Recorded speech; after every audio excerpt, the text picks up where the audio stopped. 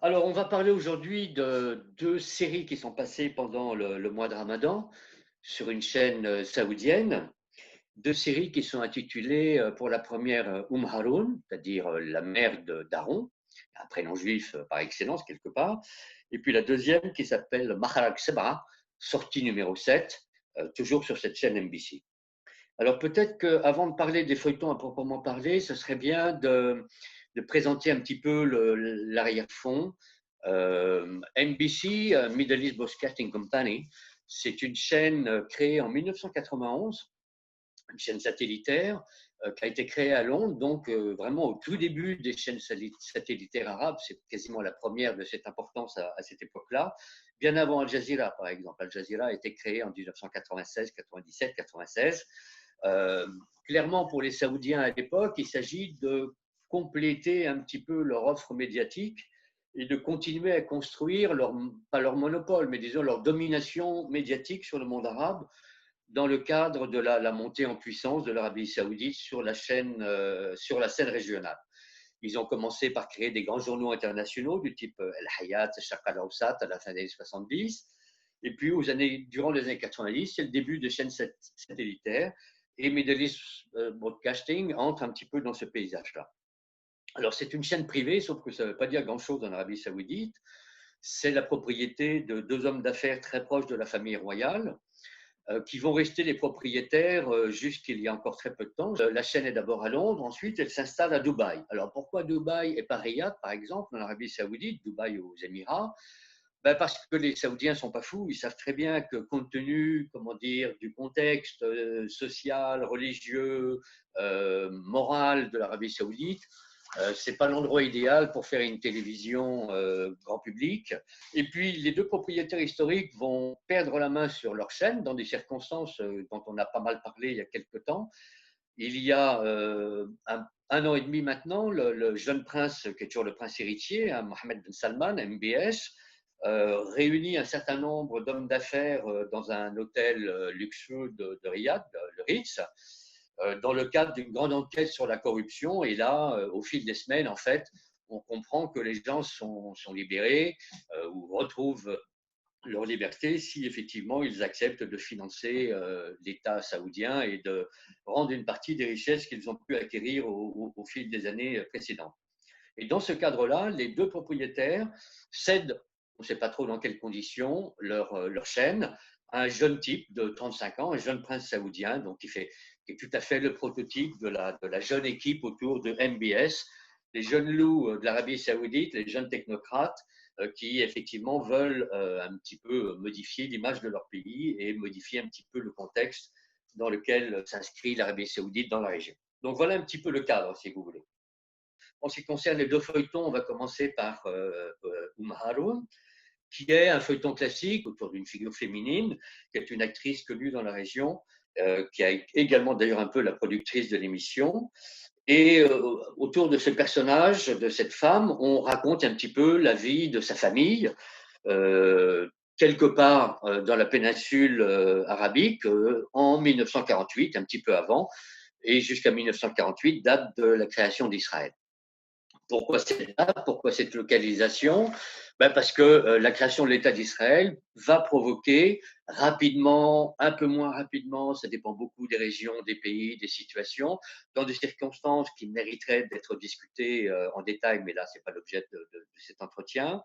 Donc, la création de l'État d'Israël va provoquer l'exode des populations juives présentes pour certaines depuis la nuit des temps, hein, l'exode soit à l'étranger carrément, enfin dans toutes sortes de pays, et pour partie d'entre elles en Israël. Les derniers, hein, on en a beaucoup parlé, c'est les Falachas du Yémen qui ont rejoint Israël il y a quelques années dans le cadre d'une opération qui a été beaucoup médiatisée par l'État israélien. Donc, il s'agit pour cette communauté, comme le dit le personnage principal, de garder la mémoire de retracer un petit peu les événements de cette société juive dans un pays du Golfe, dont elle devine, le personnage principal, dont elle devine que ça va mal se terminer, que effectivement, ils vont devoir s'exiler. Cet exil, hein, les historiens considèrent qu'il a concerné, grosso modo, au Moyen-Orient, 750 000 personnes, donc un chiffre important. 750 000 personnes qui ont donc effectivement quitté les différents pays où ils étaient. Il en reste encore un petit peu aujourd'hui, mais très très peu en Égypte. Il en reste aussi curieusement au Bahreïn. Il y a même une ministre du Bahreïn qui est d'une famille juive. Ou qui était, je ne sais plus si elle est encore dans l'équipe actuelle. Et puis, il reste aussi une communauté juive, pas très importante, mais elle existe quand même en Iran. Alors, pourquoi Haroun a pu provoquer comme ça beaucoup de discussions? Parce que pour un certain nombre de téléspectateurs ou de commentateurs de la chose télévisée, euh, ce récit historique, hein, qui se passe dans les années 48 est une manière un petit peu euh, comment dire, de contribuer à modifier l'image de la société israélienne et des Juifs en général auprès de la population arabe. C'est-à-dire qu'il s'agit, en parlant, en décrivant cette communauté, il s'agit, pour ceux qui sont critiques de ce feuilleton, il s'agit un petit peu de présenter ces populations juives arabes comme les victimes de l'histoire, comme les victimes de la création de ce contexte historique qui a produit la création de l'État israélien, et en oubliant un petit peu le sort des Palestiniens. Alors, naturellement, le contexte n'est pas innocent.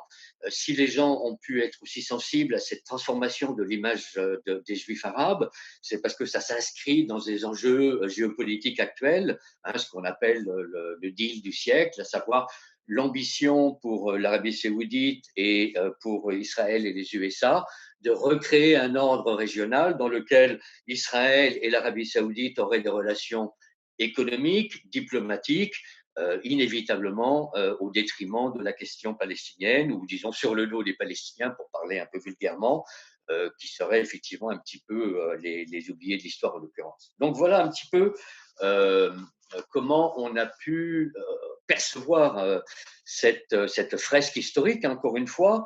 Là, il faut peut-être faire un petit peu comment dire, donner un petit peu un éclairage sur un point particulier, c'est que finalement, pour des gens qui sont extérieurs à cette histoire, on pourrait dire, mais après tout, ce feuilleton, ça concerne des juifs quelque part dans la péninsule arabe, dans la fin des années 40, mais ce n'est pas des Israéliens. C'est pas, sauf que dans le langage courant en arabe, très souvent, bon, on peut utiliser le mot israélien, on peut utiliser le mot sioniste, mais très souvent, dans le langage parlé, on ne dit pas les sionistes, on ne dit pas les Israéliens, on dit tout simplement les Juifs. Alors, pas tout à fait avec la même connotation qu'on peut avoir dans les langues européennes. Quand on dit juif, il y a toujours un petit peu tout un arrière-plan historique où, compte tenu de l'histoire de l'Holocauste dans notre région, des siècles de persécution des communautés juives, le mot quand il est dit comme ça, peut susciter des susceptibilités. Il me semble que dans le monde arabe, quand on parle des juifs, on en parle d'une manière beaucoup plus naturelle, comme on dit les arabes, les musulmans. Il n'y a pas forcément cette nuance dépréciative. Donc, mais il faut bien comprendre que dans l'esprit, ou comment dire, dans la psyché arabe, les choses vont être associées beaucoup plus directement que ça ne l'est fait dans le langage courant qu'on peut avoir en français ou dans une autre langue européenne. Alors, j'en arrive au deuxième feuilleton, Mahrak Sabah, sortie numéro 7, qui finalement va susciter les mêmes critiques, les mêmes réactions, toujours sur l'arrière-plan de ce qu'on appelle en arabe la normalisation, c'est-à-dire normaliser les relations avec Israël par le biais d'accords diplomatiques, d'accords commerciaux, inévitablement au détriment des intérêts des Palestiniens. Euh, qui partagent le même territoire avec les Israéliens. Alors, cette politique de normalisation, on en parle dans le monde arabe depuis, grosso modo, les années 70, hein, les accords de Camp David en 1978. C'est là où on a commencé vraiment à parler d'une normalisation des relations diplomatiques, accords de paix, échanges de territoires éventuels, etc. Alors, sortie 7, disons que le discours est plus directement politique que dans celui de Haroun. Là aussi, la série tourne, c'est un feuilleton classique qui tourne autour d'une famille saoudienne Là, ça se passe en Arabie Saoudite. Et le personnage principal est incarné par un acteur vedette, un certain Nasser Al-Ghasabi, qui est une grande vedette saoudienne, un peu une sorte de Coluche local. Hein. Alors, c'est quand même pas la même chose, mais vraiment une figure extrêmement populaire pour le public saoudien. Il a été présent sur les écrans, où il est présent sur les écrans saoudiens depuis des années et des années. Il est présent pendant presque 30 ans. Il a été la vedette principale d'un feuilleton qui s'appelait Tash Matash, qui était un feuilleton un peu critique aussi, comme un certain nombre de feuilletons qui passent durant les mois de Ramadan, un feuilleton dans lequel cet acteur lançait un petit peu comme ça des piques contre l'ordre moral saoudien, contre la pesanteur de la police des mœurs, contre les faillites du système au niveau éducatif, au niveau administratif. Donc il y avait comme ça un petit peu, il a une image assez favorable auprès du public saoudien. Alors, dans ce feuilleton sorti numéro 7, Gassabi discute avec un ami de la famille dans le salon familial. Et naturellement, la discussion tourne sur les questions du moment. Et là, son interlocuteur lui dit, cash, oh ben moi, finalement, je n'ai pas de problème à faire du business avec les Israéliens. C'est des gens comme les autres. Business is business. Hein. Et puis, il va un petit peu plus loin. Alors là, donc, il est dans le salon familial. Ils sont en train de discuter tous les deux. Il explique qu'il est tout à fait prêt à faire du business avec les Saoudiens. Et il lui dit… je cite là, hein, nous nous sommes engagés dans les guerres pour la Palestine, nous avons coupé le pétrole pour la Palestine, il fait référence à la première crise pétrolière. Quand la Palestine a accédé au statut d'autonomie autonome, nous avons commencé à payer des salaires pour l'autorité palestinienne, alors que nous avons besoin nous-mêmes de cet argent-là. Et quant aux Palestiniens, ils n'hésitent pas à attaquer l'Arabie Saoudite à chaque fois qu'ils en ont l'occasion. Alors là, l'interlocuteur en face est un peu surpris. Il dit, écoute, quand même, les Palestiniens, il y en a des bons, il y en a des méchants, c'est comme partout, les Israéliens, c'est pareil. Il ne faut pas oublier quand même que certains ont été chassés de leur pays. Donc le discours est un petit peu édulcoré, mais il n'empêche qu'on entend quand même dans un feuilleton saoudien, à une heure de grande écoute, un type qui dit, bon, ça suffit, les Palestiniens, il est temps de passer à autre chose, d'ouvrir des relations avec les Israéliens et de tourner la page et de construire un New Middle East, hein, de construire un nouveau Moyen-Orient finalement. Donc vous imaginez les discussions sans fin autour de ça. Est-ce que c'est pas bien finalement de présenter les différentes versions et qu'on entende différentes paroles, que les gens choisissent finalement ce qui leur paraît le plus raisonnable. Enfin, toutes sortes de justifications possibles. C'est pas tellement de ça dont je voudrais parler, en tous les cas pas directement. Je voudrais maintenant revenir sur ces deux feuilletons et peut-être évoquer 2-3 choses qui n'ont pas toujours été dites, parce que finalement, les gens qui regardent cette petite vidéo pourront aller chercher sur Internet des commentaires qui ont déjà été faits un petit peu sur cette question de la normalisation. La première chose que je voudrais signaler, c'est qu'il y a quand même pas mal d'erreurs. En particulier, par exemple, dans Haroun, il y a des erreurs. Alors, des erreurs, il y en a toujours dans les feuilletons. Ce n'est pas des œuvres historiques, c'est des œuvres de fiction. Ce n'est pas fait pour être des documents d'histoire. Mais quand même, des erreurs qui interpellent un peu parce que c'est tellement énorme qu'on est obligé de s'interroger sur l'intention qu'il y a derrière. Alors, je vais en citer 2. La première, par exemple, à la fin du feuilleton, enfin à un moment du feuilleton, dans Haroun, les Juifs arabes qui vivent donc quelque part dans la péninsule apprennent la création de l'État d'Israël à la radio. Une radio locale. Hein. Il n'y a pas encore des radios satellitaires à l'époque. Quand on écoute la radio, c'est une radio locale. Et la radio locale, qui s'exprime en arabe, parle de la création d'Israël en disant la création de l'État israélien sur la terre d'Israël. Reste Israël, en fait. Aucune radio arabe à l'époque ne peut parler de la Palestine en ces termes. Quand on parle de la Palestine, c'est le terme historique, surtout en arabe, c'est Palestine. Donc, on ne peut pas manquer de s'interroger sur les intentions des scénaristes quand ils introduisent une erreur historique aussi grossière. Il y en a une autre qui est du même type, où là aussi on est obligé de s'interroger en disant soit le feuilleton est vraiment très très mal fait, à ce point-là c'est quand même étonnant. Les personnages arabes, juifs arabes dans le feuilleton Haroun, parlent entre eux en hébreu. Mais personne ne parle en hébreu à cette époque-là. Même dans l'État israélien est en train de se construire et l'État israélien va petit à petit, il a commencé quelques années auparavant, mais va petit à petit s'efforcer effectivement que les immigrés abandonnent leur langue d'origine, le ladino pour les juifs du Maghreb et surtout le yiddish pour les juifs ashkénazes, pour passer effectivement ce qu'on appelle l'hébreu moderne. Et quant aux juifs arabes, dans tous les pays arabes, ils n'ont jamais parlé autre chose que l'arabe. Donc pourquoi les faire parler en hébreu? C'est un truc vraiment très très bizarre. Là aussi, on est obligé de s'interroger un petit peu sur les intentions qui peuvent expliquer des erreurs aussi flagrantes. Alors ensuite, on a beaucoup dit dans les commentaires à propos de ces deux mini-scandales, hein, qui sont fréquents. Hein. Par exemple, le même Al-Gassari, l'année dernière, avait participé à un feuilleton dont on a moins parlé, nous, ici en Europe, mais qui a fait beaucoup de bruit en Arabie Saoudite, parce que c'est un feuilleton qui se déroulait à la Mecque pendant les fameux incidents de la Mecque en 1979, quand des terroristes, entre guillemets, enfin, c'est quand même des terroristes, s'étaient pris au lieu saint, avaient occupé le lieu saint, et je ne sais pas si vous vous souvenez, le fameux capitaine Baril, le capitaine français, avait participé avec d'autres militaires, bien sûr, à la libération des lieux saints, et ce qui avait provoqué d'ailleurs un virage assez rigoriste dans la politique saoudienne. Ce n'est pas le problème d'aujourd'hui, mais on a beaucoup dit à propos de ces deux feuilletons que vraiment c'est extraordinaire parce qu'on parle des juifs comme des gens ordinaires. Enfin, on évoque les juifs arabes qui sont une constituante historique de la population au Moyen-Orient et c'est quand même très important qu'on le fasse. Alors bon, c'est vrai, mais c'est vrai pour l'Arabie saoudite.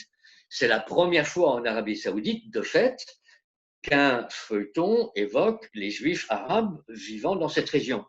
Mais des juifs arabes, dans les feuilletons arabes, il y en a depuis des années et des années.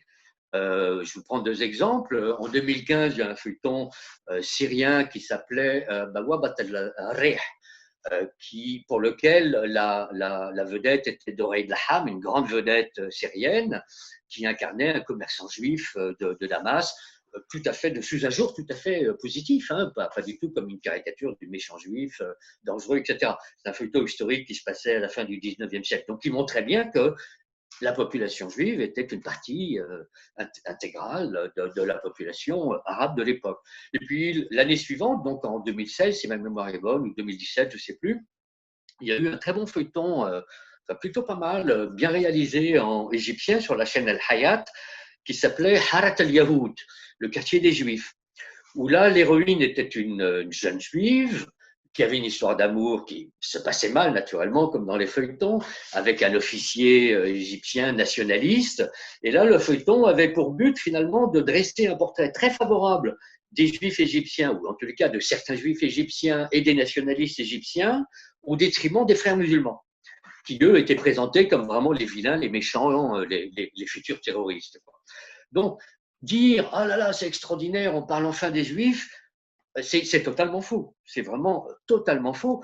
Il faudrait dire, et ça serait vrai, ah, les Saoudiens commencent à parler des Juifs dans leur feuilleton d'une autre manière. Mais alors là, quand on dit ça, tout de suite, on est obligé de continuer la remarque et de se dire, ah, c'est bizarre, ils le font juste au moment où l'Arabie saoudite s'engage dans un processus de normalisation. Donc on présente les affaires sous un jour tout à fait différent et disons nettement moins favorable. L'autre remarque qu'on pourrait faire aussi, c'est que bon, c'est très bien effectivement de présenter les choses sous un jour différent, c'est-à-dire d'essayer de rééquilibrer l'histoire, de ne pas faire des Palestiniens les victimes de l'histoire et d'oublier que dans le monde arabe, il y a aussi d'autres victimes, en particulier ces minorités juives qui ont dû effectivement s'exiler et qui ont souffert, dans certains cas, il ne faut pas chercher à le nier, ont souffert de la persécution. Mais en même temps, on voit bien dans les deux cas dont on a parlé aujourd'hui, hein, Haroun et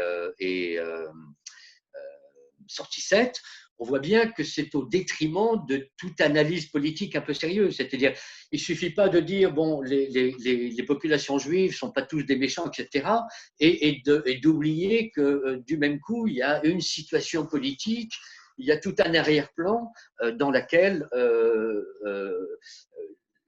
le problème juif s'inscrit, ou la question juive s'inscrit, c'est-à-dire que la question des minorités, c'est pas simplement des minorités juives dans le monde arabe et au Moyen-Orient en particulier, c'est pas simplement une question de morale ou une question, comment dire, de sympathie ou de non-sympathie pour ces communautés-là. C'est un problème politique et on peut pas simplement réhabiliter une partie de l'histoire en oubliant ce qui se passe en Palestine, surtout quand on apprend aujourd'hui que le nouveau gouvernement israélien est en train effectivement de planifier à nouveau une annexion supplémentaire qui va s'ajouter à toute la série des annexions qui ont déjà eu lieu du territoire palestinien. Donc c'est ça effectivement ce qui peut hérisser énormément une partie de l'opinion arabe. Et puis peut-être la dernière remarque que je ferai, c'est que, bon, la question palestinienne est extrêmement importante, elle intéresse énormément l'opinion mondiale parce qu'effectivement, il y a ce problème israélo-palestinien, bon, qu'on a souvent décrit comme un problème israélo-arabe d'ailleurs, c'est nouveau qu'on en parle comme un problème israélo-palestinien, enfin c'est nouveau, ça date d'un certain nombre d'années, mais au départ, on a souvent présenté ce conflit comme un conflit israélo-arabe, voire même comme un conflit entre juifs et musulmans. Donc, c'est vrai qu'on en parle beaucoup, mais sur le plan géopolitique, moi j'ai envie de dire que dans la géopolitique des feuilletons, c'est pas tellement ces deux feuilletons qui sont les plus intéressants.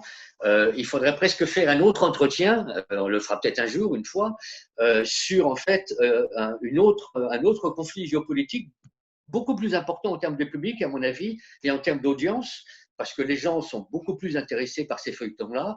Je veux parler des feuilletons turcs qui sont doublés en arabe. Depuis les années 2005, mais surtout, on va dire 2007, 2008, 2009, la Turquie moderne développe une opération de soft power au Moyen-Orient extrêmement importante en faisant la diffusion de feuilletons extrêmement bien faits, extrêmement réussis, qui séduisent énormément le public arabophone, qui sont des feuilletons qui parlent de la société turque traditionnelle du temps des Ottomans ou la société turque moderne. Et naturellement, ça n'est pas sans inquiéter les Saoudiens qui sont confrontés à une concurrence importante parce que ce sont des feuilletons qui sont diffusés encore une fois avec un doublage en arabe. D'ailleurs, il est souvent fait en Syrie. Enfin, il était fait en Syrie. Et comme vous ne l'ignorez pas, aujourd'hui, la Turquie, c'est l'allié du Qatar. Et le grand ennemi de l'Arabie saoudite, c'est sans doute l'Iran, mais c'est également la Turquie et le Qatar depuis qu'il y a cette crise dans le Golfe. Et là, la NBC se trouve devant un dilemme assez compliqué pour elle parce que son fonds de commerce, c'est la diffusion de ses feuilletons turcs. Mais idéologiquement, ces feuilletons turcs, ça ne plaît pas du tout au pouvoir saoudien.